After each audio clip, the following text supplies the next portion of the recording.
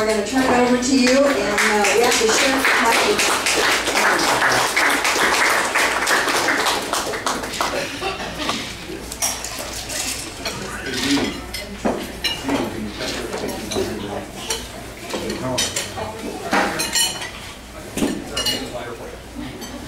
Thank you.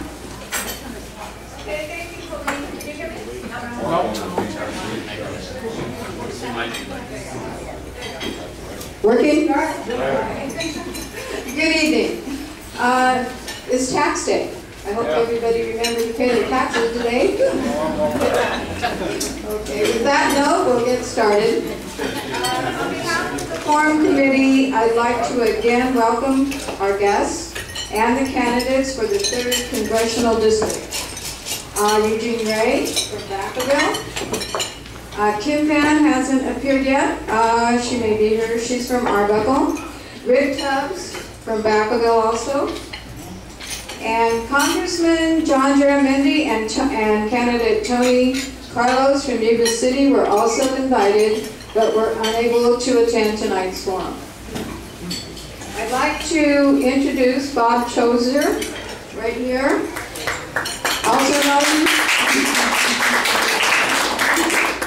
He's also known as the Hammer, and he's going to be our official timekeeper tonight. Okay, the candidates have drawn numbers to determine the sequence for opening statements. Each candidate will have 3 minutes for his or her opening statement. Bob will ring the bell, which sounds like this, when 3 minutes are up. Candidates may finish their sentence. Questions for tonight's forum were submitted to us by the public and members of the Vaca Valley Tea Party and were screened by the Forum Committee. The questions have not been shared with any of the candidates or with anyone else in advance. All candidates will answer the same questions. They may ask to have the question repeated if necessary. Candidates will have up to 2 minutes for each answer. The first question will be addressed to candidate number 2 and then to remaining candidates. Each candidate will subsequently be the first to receive a question. At approximately 7:45, we will begin closing statements. Each candidate will be given up to 5 minutes for a closing statement, beginning with the candidate who was last to present their opening statement. To allow the maximum time for questions, I would ask that you hold your applause after individual candidates' opening statements or answers. Instead, please hold your applause until the end of closing remarks by all of the candidates. If anyone has a cell phone, please silence it now before we begin. Thank you. Okay, opening statements will begin now with Eugene.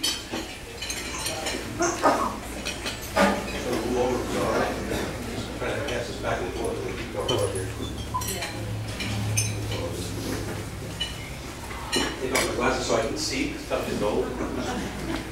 My name is Eugene Ray. I'm running for the United States Congress. In dealing with the economy and the American people, my goal is not to pull the top down. My goal is to pull the bottom up. America didn't become the greatest nation in the history of the world by penalizing success.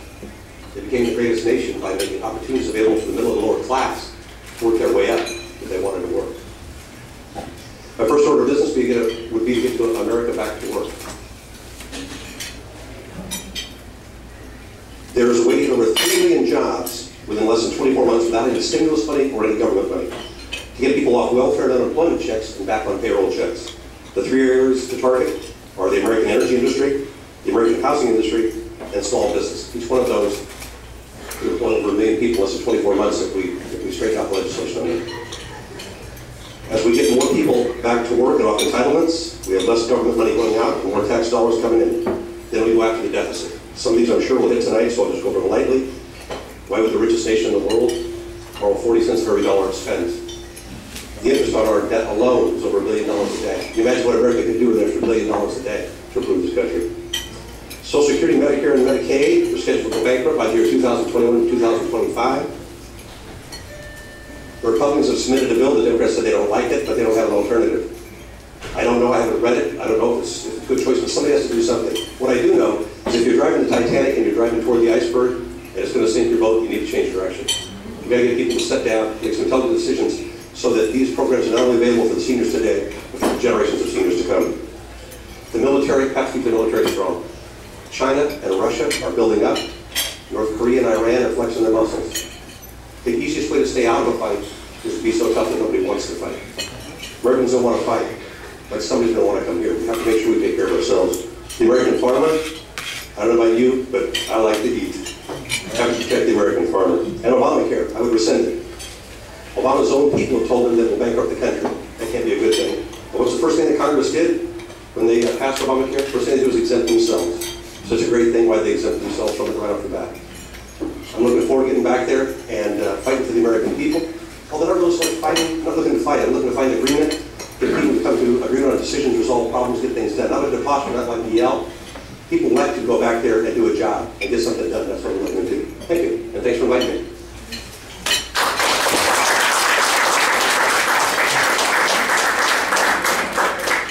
Good evening, ladies and gentlemen. My name is Rick Tubbs, and I'm running to be your congressman. Thanks so much for having us tonight. This is great.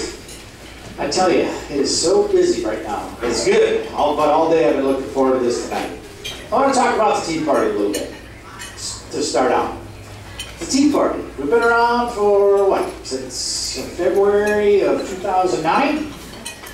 Right? When somebody started a little bit of a rant at some of the things that are going on, and then it really kind of took off on that April 15th, which is the first time I really gave a speech in front of anybody that cheered, which was really fun.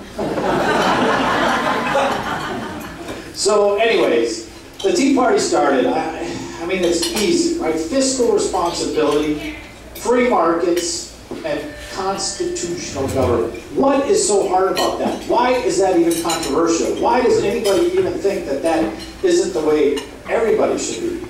I've had this conversation with several, I mean dozens if not hundreds of people now, that if you are an American that thinks things aren't going well, and you're willing to get off the couch and do something about it, you're a member of the Tea Party. Because that's what this is all about. Good people, good Americans that have said, hey, I've been sitting around waiting long enough, it's time for me to get involved and be a part of the solution instead of letting others continue the problem.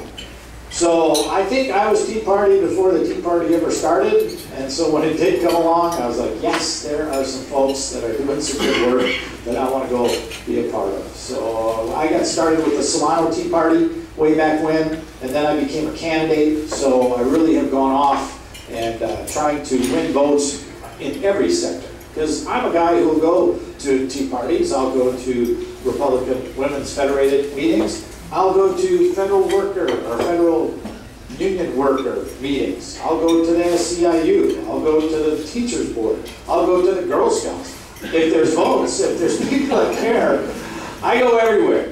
Because I really want to be a representative of all the people. But when it comes down to my values, my principles, the way I view government, I talk a lot about solutions, which is what we'll get in tonight with these answers. But everything I look at through the microscope of, does it have common sense? Meaning, will it work? Second, is it conservative? Conservative meaning smaller government versus bigger government. Looking to the American citizen, the American entrepreneur, the American worker as the primary source of solutions and not the government. That's conservative to me. And then finally, is it constitutional? I mean, those guys way back when, 225 years, they did some really good work. They stood on the shoulders of a lot of giants and did a lot of good work that put this country on the path to make us the greatest country in the history of humankind. And it's worked a long time, and it's gone through all the different things, and I want to keep it going. I'm out of time already. All right, good. Thanks, Bob.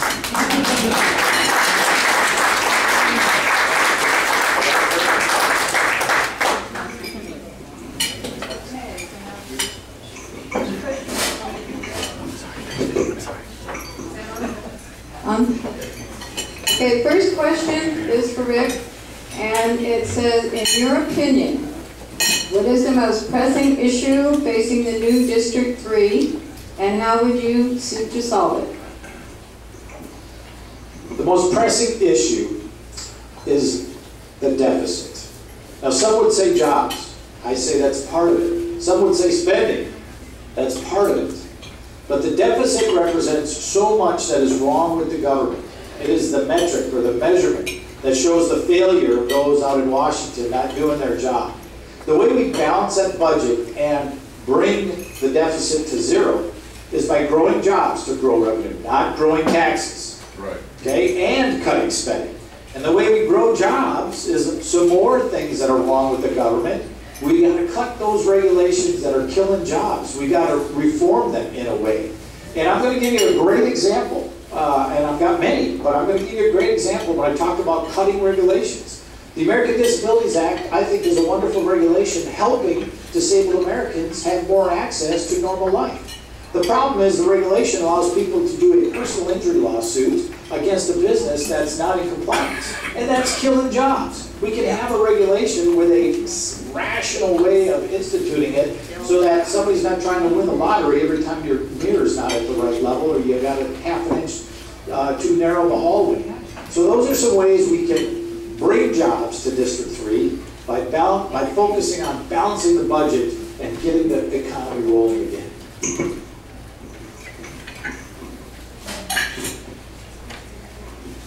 It's funny, you can take two people that agree on a great number of things, and we see it just slightly differently. I see the jobs as the most important thing. Because once employment is created and money starts coming in, John F. Kennedy said, a rising tide floats all boats. When you have more jobs and jobs available, and money's coming in, now we have tax dollars coming in. We also have more people off entitlements, welfare, food stamps, that type of thing, and more tax dollars. But we have less entitlements, more money coming in, so then we can attack the deficit. The deficit is definitely something that we need to take care of, no question about it. I think it's a combination. I heard something the other day that a guy had actually sit down and run the numbers, and with the deficit increasing at its current rate, it won't be that many years before we'll be in a position where we'll have a very difficult time funding our national defense. That's when it gets really serious. But yeah, I would start off with jobs. And it's because I'm one of those people that's optimistic. You know, like government always sees the glass is half empty. And they're always trying to figure out how to get more of that half empty glass. I not only see the glass half full, but I'm an American optimist. I see it half full and I try to figure out how to fill it up so I can get it to overflowing so I can get everybody else to drink. The more jobs that we can generate, and we can generate jobs right now. We're the only country in the world where we're not allowed to mine our own resources and develop our own resources. That doesn't make any sense. Now, I would definitely take jobs, number one. And then once I got jobs going, then I would start working on cutting back on the entitlements because people would start coming off. You've got people that have been on entitlements so long that it's tough to get them off. But if they got something better to look at that will drag them off because it's so enticing, they will assist you in getting off entitlements. That would go back to the deficit. Thank you.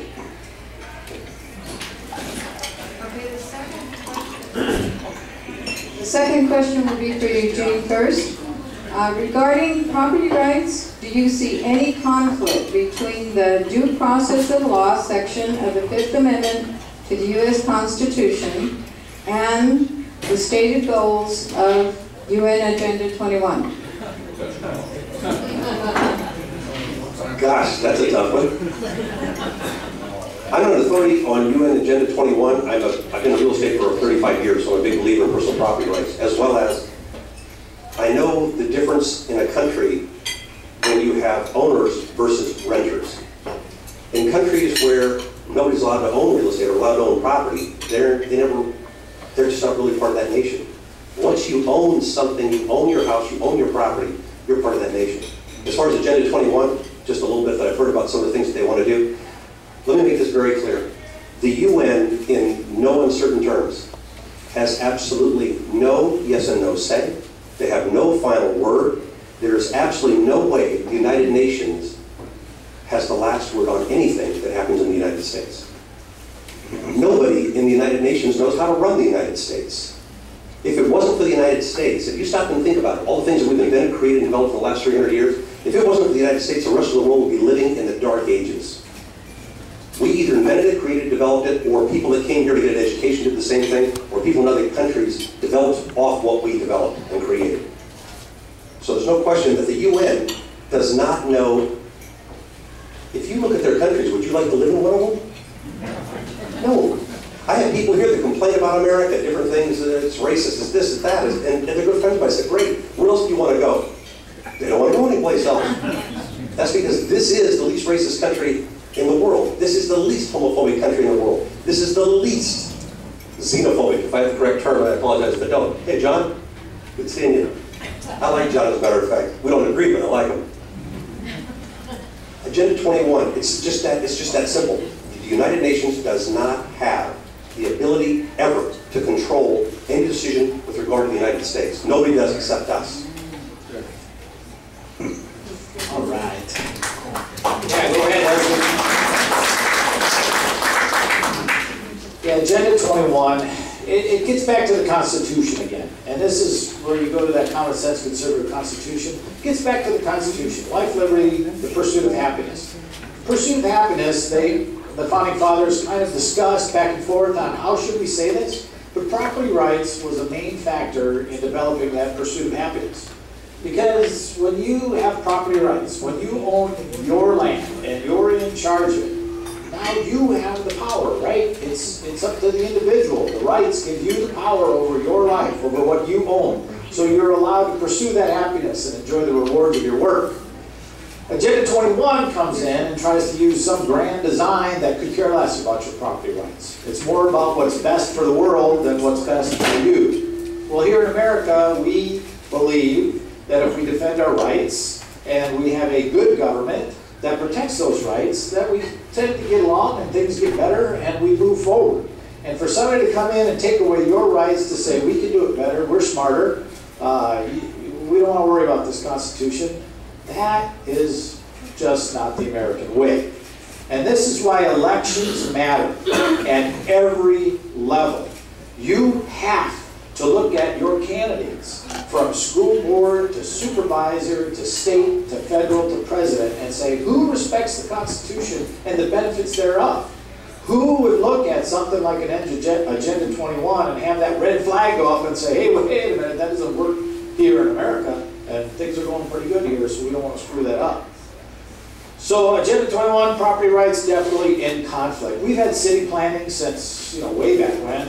I fly airplanes for the Air Force and United. I see those big, I think they're 40 or 60 acre squares. I forget how big they were exactly. But that's Thomas Jefferson way back when, drawing up those squares throughout the U.S.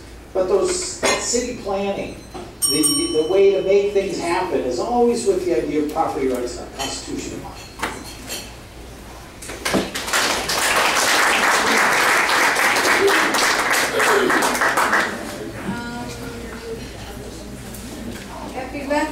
If elected, on which congressional committee would you most like to serve, and what special skills would you bring to that committee?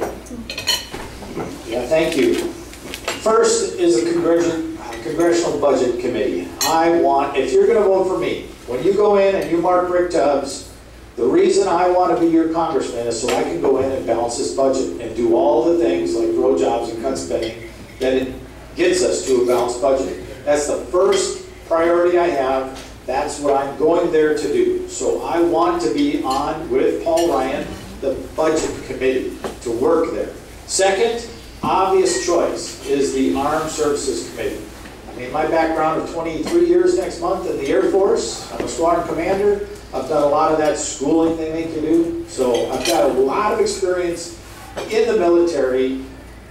When we look at where to put our new tanker, the KC-46, which we're going to spend billions of your tax dollars on, and we need it, it's a good spend of your money, we're going to have to figure out where to put that thing. And we have this Cold War strategy that puts tankers in the middle of the country to go with the B-52s over the solar or the polar caps to bomb the Soviet Union with nuclear weapons. Well, we don't do that anymore.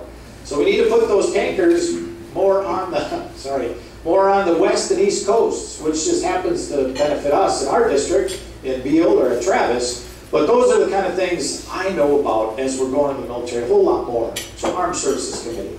And in this new district, where it's a farming district, a lot of agriculture. I do believe to represent my constituents all over CD3 that I should be on the agricultural committee to represent our interests there as well.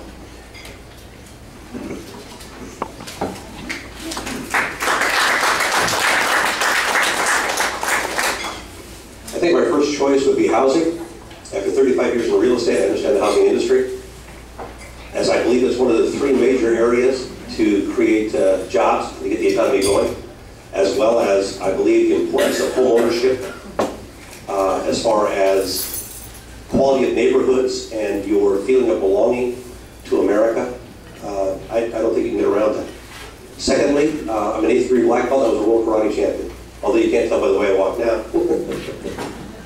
And so I would love to be in the military and work on national defense. Defense and understanding defense is as much a mindset as it is a physical ability. Jimmy Carter was a very nice man. Very wrong-minded, but a very nice man. The Ayatollah, or whoever it was, I think it was the Ayatollah, that raided our embassy over there and took all those prisoners, jerked him around for a year, having a good time with him. You can have him, no you can't. You can have him, no you can't. When Reagan was getting inaugurated, the Ayatollah put him on a plane and got him out of there as fast as he could get him out of there before the inauguration was over. Why? Same military, same position, president, two different mindsets. Two men, neither one of them wanted to fight. One of them wouldn't fight, he was a pacifist. One of them pushed and provoked would. You have to let the enemy know, I do not wish to fight. I prefer to talk. I would like to work this out with you. But if you slap me, I will drop you on your hind end so fast, it'll make your head spin. Let's just come to that understanding and we can work from here. And the last, like Rick said, I love farming. One of the first things I got to do when I first started in real estate was start working with farm folks. They were great. They'd stand and look at me and they go, Gene, how does that work? And after 20 years of me impressing, after 20 minutes I should say, me impressing them with how much I knew, I realized now they know everything they knew before the conversation started, and now they know everything I know. I was having a rough day one day. Old Jim Corcoran had a ranch up in Yolo County. I said, man, I was having a tough day. I cannot believe what I just did. He said, yeah, there's no bugs on my rearview mirror either. I love those folks.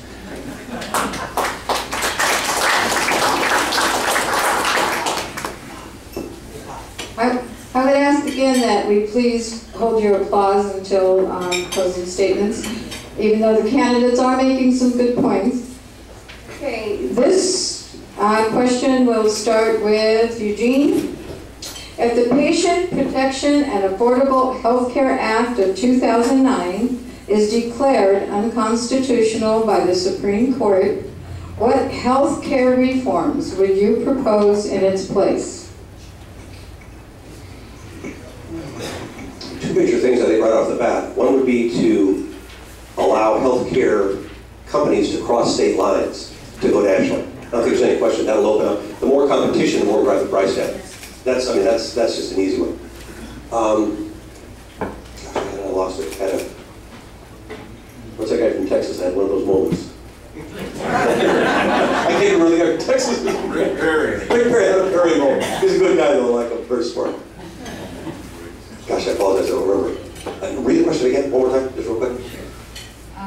You want me to read No, it? that's right. It's the two things on the healthcare. What would be the first thing? What is your... Oh, I'm sorry. Okay, yeah, the first thing would be across the state lines. The second thing would be tort reform. And not from a national level, from a state level. The thing you have to be careful of is something looking too good and too smart too quick, and you walk yourself out into another box. If you allow tort reform from a national level, then you start to get into that whole issue of the Commerce Clause, and what exactly and where can the government stop in telling you what you can and can't do, and what you can and can't have. So it definitely needs tort reform, but at a state level. Those are the two main things I described right off the bat. Sure, this is important. This is my second issue. If you like, the insurance rates that have gone up the last couple of years in direct response to Obamacare, vote for John Garamendi. I do this stick all the time. If you like the 800,000 jobs the CEO says we're going to lose because of Obamacare, then vote for John Garamendi. If you like the 159 agencies that are created in that 2,700-page bill, vote for John Garamendi. If you like the 16,000 new IRS workers that are going to be hired to implement this bill, then vote for John Garamendi. If you don't, then I ask for your vote, because I'm going there to repeal Obamacare. I believe the Supreme Court will shoot it down as unconstitutional, I think. I hope. I'm not a lawyer, which hopefully that endears myself to you. But the one question Justice Stevens asked about, is it constitutional to create commerce to then go ahead and regulate it, I think was the key question in the whole debate that I saw. Anyways, I think it'll get shot down. But what are some of the things we can do to fix healthcare in this country? Remember, it is the best healthcare in the world. People come from around the world to come here. It is more expensive, but we have the best access to care. If I want an appointment tomorrow at Kaiser where I have my healthcare, my beautiful, wonderful, darling wife over there would call. She'd get up before me and call at 7:30, and I would have an appointment probably about 1 p.m. In some of these other socialistic countries, you would not get an appointment for weeks. You might as well stay home. Okay, now, tort reform I'm all over about. Standard of procedures, like that. Cross state lines, insurance, like we do with car insurance, another thing we need to do. Hold people accountable for their bills, and also make sure that we are allowed to do pools of insurance so that we don't have individual high interest or high insurance premiums. And there's a lot more to do, but there's good reforms that can be done. But remember, it is the best healthcare system in the world. The government should be running things. Amen. Yeah. Okay, this.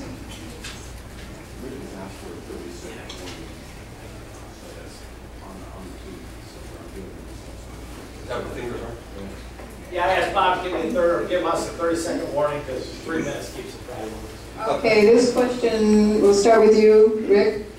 If elected, how would you respond to a proposal from a senior legislator to support an issue that you oppose? How will you balance principle with the desire for consensus? Yeah, that's a great question because I get it all the time. And I want to address a couple of things. Some of you have seen my freedom curve. Please go to my website and look at it. It talks about what I see as good government. It starts on one side with no government, no freedom.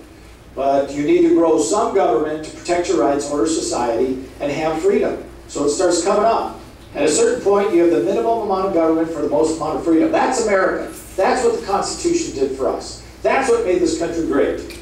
Unfortunately, as you continue to grow government, your freedoms start to fade. And you get on the back side of this curve. You go down to the bottom, you got China, Venezuela, Cuba, come up a little bit, some of the other countries in Europe, okay? And then you come up a little more and you see us on the wrong side of the curve right now going the wrong direction. More government, less freedom. Wrong way to go about it. My principle, and I give you very few promises, because if I give you one, I'm going to keep it. My principle in how I'm going to vote on legislation is, will that bill take us up the curve towards the top where we belong, or further down the curve? And I don't care who asks me. It does not matter. That's a principle of mine that I will stick to. I will vote no if it takes us in the wrong direction. I will vote yes if it goes the other way, probably. I can't tell you for sure I'll vote yes because there might be other issues, but I definitely will vote no. Now, I am beholden to nobody. I have this, ability, I guess, or this place where I'm at, that I am more concerned about doing the right thing for the people in my district than I am for the people out there. I am not running to be a part of a clique or enjoy the power. I am running to do the right things to fix what's broken in our country and to bring solutions. So it is about principle, it is about doing the right thing, and if that's not what the voters like, then please vote me out, or I should say it. I don't need to try to save myself in an election to be happy. So I wish I could talk longer on that one. Yeah, thanks. If I was working on a committee with a senior member and they were doing something that I really didn't believe in, first thing I would stop and do is double check, since he's a senior member, to make sure that I'm on the right track. If I'm on the right track, then my job is to try to change his mind to the right direction. And that means doing something that I have a pretty good ability to do, and that is breaking down a problem, developing a solution, and finding areas of agreement, and then building on that agreement and building a solution from there. You have to, if you don't have strong moral fiber, it's not if you're going to cave again, it's just when.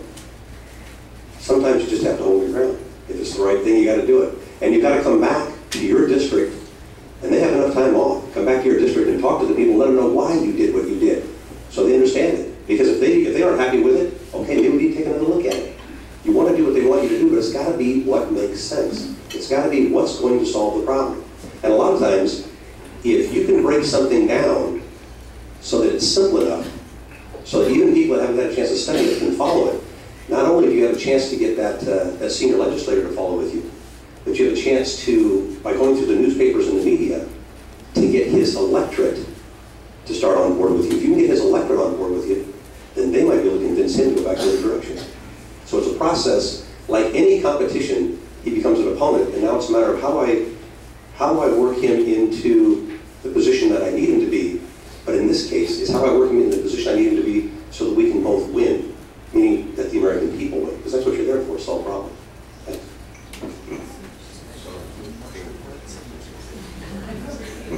This time we'll start with you, Eugene. As best you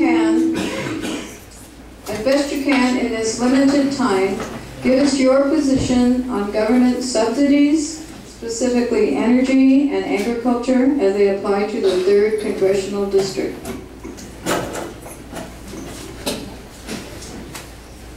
I think we're at a point in our history where, regardless of the topic or subject that we're discussing, as far as subsidies, everybody has to try to tighten their belt. Farmers, there's no question, we have to keep farmers farming, and that means we have to keep the family farmer in business, because the last thing we need is to have corporate or just a small group of corporations owning most of the farm ground. If you think they can raise havoc with you at the pump because a few places, a few companies own the gasoline, imagine what they could do with you, because you can not drive if you don't want to drive. Imagine what would happen if you came to the grocery store, because they're controlling the prices.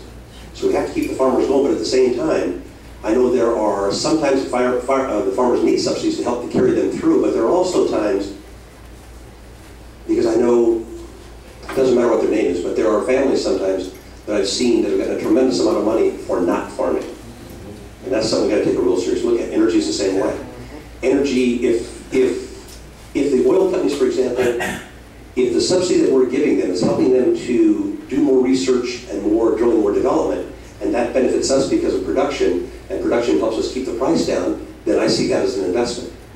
If it's just somebody's been lobbying these guys because they spend millions, everybody does, in lobbies, back there in Washington, and we're just giving them money, no, then they got to tighten up their belt and pitch in and help out.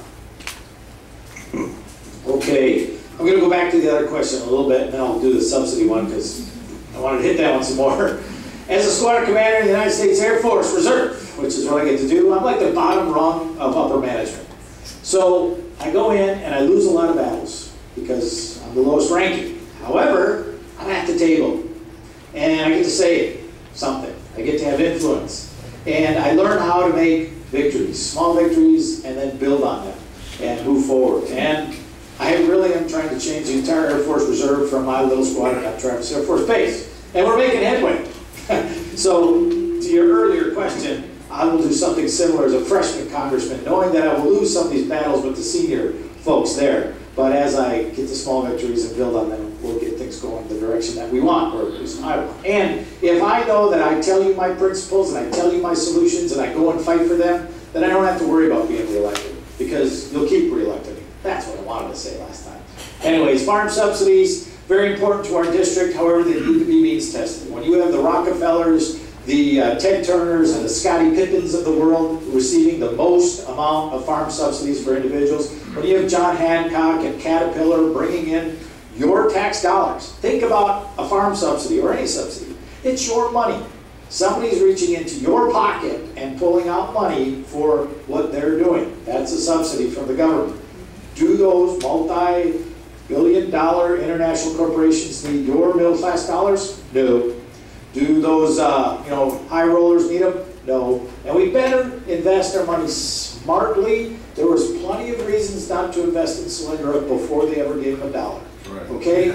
The government should be conservative with your money when they decide to invest it. And all this money we're throwing at clean energy, we could do better in investing in other things like nuclear power and natural gas. So a lot of time, we'll talk more on that. Thank you. Okay, we'll start with you this time, Rick. Do you believe stimulus packages improve the economy? If so, when?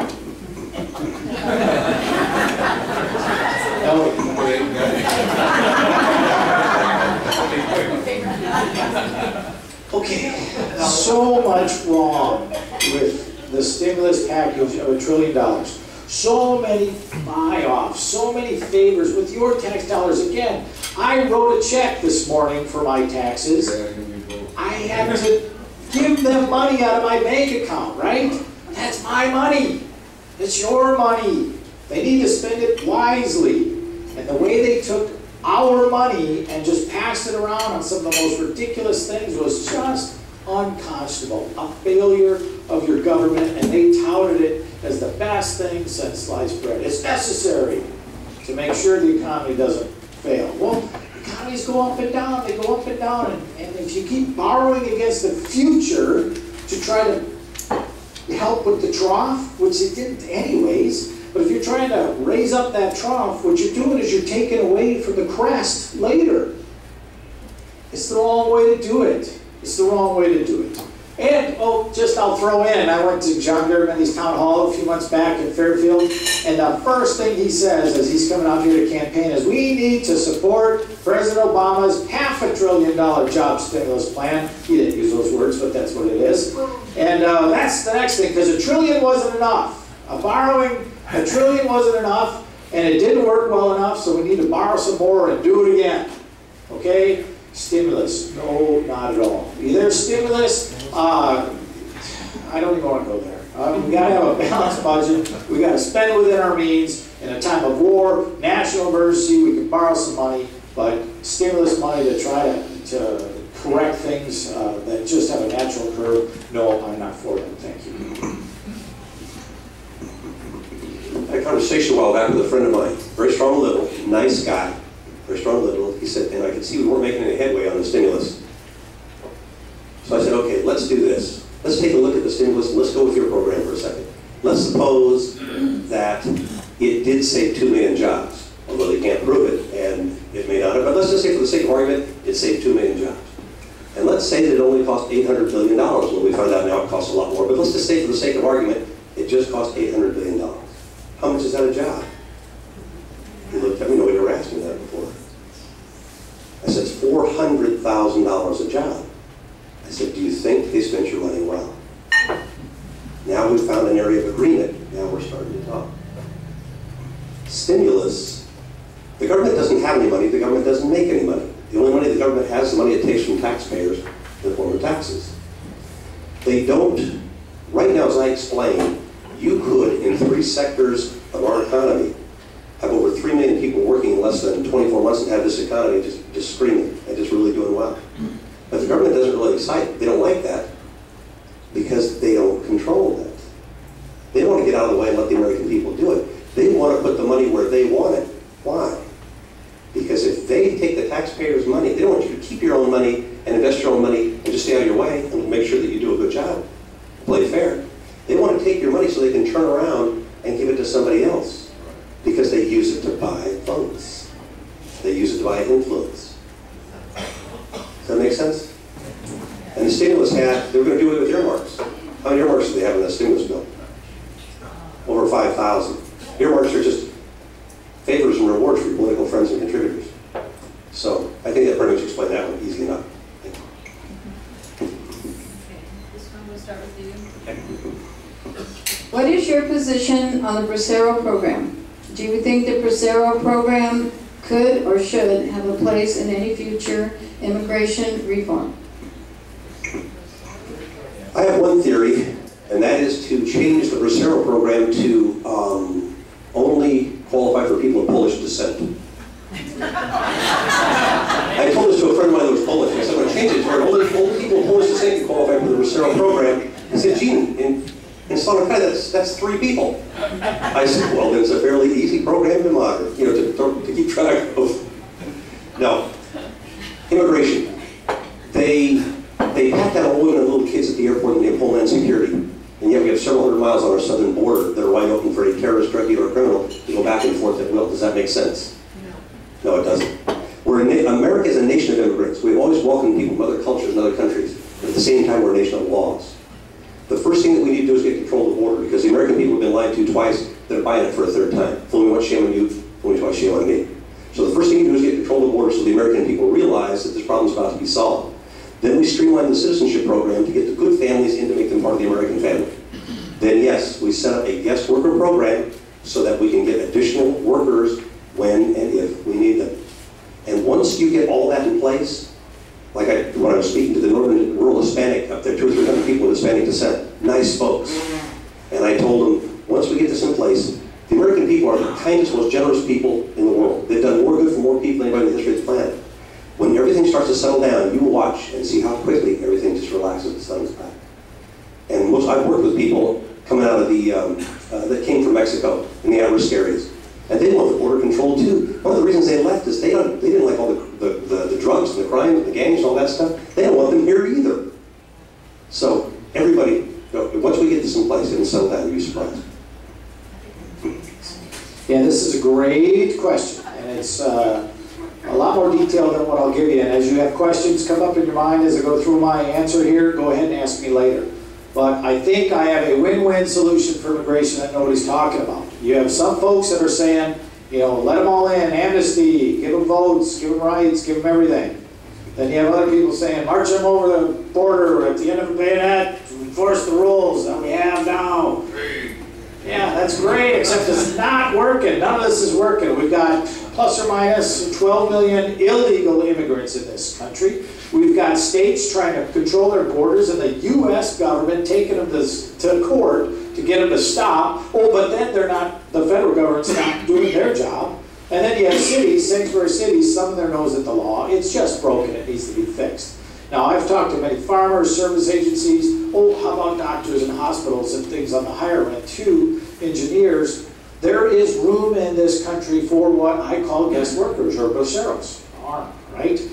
There is room in this economy. It helps. We win when we have a guest worker force to come in and help our economy. And also, we are all sons and daughters, unless you're full-blooded Indian, we are all sons and daughters of immigrants. This is a land of immigrants. People come here for a reason. This is a great country because we have it. So, how do we fix it?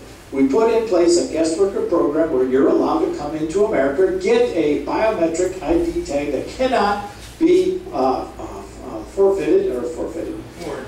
thank you. And you come in and you find a job and you contribute to the economy. However, if you can't find a job, then you get no taxpayer subsidized welfare, disability, unemployment, Social Security, all those things. If you can't find a job to take care of yourself, then go home and let your country take care of you. So that's win-win. Second, and I'm running out of time, close the border. Really close the border, because only bad guys are coming across now. And third, close the anchor baby loophole. More to it than that, but that's a step. Okay, what is your position on fracking in California? Currently, there is state legislation under consideration to both regulate and eliminate fracking within California. Where do you stand? Fascinating. I gotta get smarter on fracking because John Garamendi's for it. So now I gotta look at it. And if you're gonna say you're for it, then you should be for it in California as elsewhere. I know that it's some sort of program where you put water down there and squeeze gas out. I do believe natural gas is a bridge fuel from where we're at now to that 21st century clean, cheap, simple, abundant energy. And I don't want to go there because I'm worried about global warming, because I really don't think we have much to do with it. However, I do want to get there because every time we evolve from one type of energy source to another, whether it was solar, wood, coal, oil, next, what's it going to be? Our standard of living, the experience of humanity increases exponentially with it. So I do want to get there. Natural gas is a domestic source that helps us get off of the foreign oil that we're relying on, causing some of the problems that we're having. So if this is something that is bringing in more natural gas to help with this transition, I'm for it. I do have to get smarter on it before I can tell you whether I should, think it's a good thing or not. Now, regulations, get back to they better be common sense, conservative, and constitutional as we look forward to it as we get there. I am for drilling. I am for having more sources of domestic energy. I am for coal, okay? But it's all an attempt to have a vibrant economy that has the money and resources for the research and development and the infrastructure to take our country to the next level. And I do think natural gas is in there, but also nuclear power today is ready. I think 20 years from now, we should be 80% reliant on nuclear power. And then if it's hydrogen or whatever else is next, let's go get it. But it's going to take money and a vibrant economy and cheap energy to get there. Like Rick, I am not an expert on fracking. I read just a very little bit about it, and so it's one of those things where I'd have to research it to know more about it. I do know that we need to continue to develop our energy sources. We have all kinds of energy. We need to develop it for two reasons. One, we are way too dependent on foreign energy. In 1977, Jimmy Carter organized the Department of Energy to get us off our dependence on foreign oil. At that time, we got 30 to 34% of our oil from foreign sources. 35 years later, the Department of Energy now has 18,000 full-time employees, 100,000 contracted employees, costs billions and billions of dollars a year to run, and we get about 70% of our oil from foreign sources. I'm thinking we found a place we can cut back right off the bat here. We do need to continue to develop our energy sources for two reasons. One, because if we're too dependent on foreign energy sources, we also become too vulnerable to attack by foreign countries. The second is, America has outsourced so many manufacturing jobs because of our overhead and costs, part of it being regulation and administration, that we need to get those manufacturing jobs back. One of the ways to do that is get the cost of energy down. And we have the energy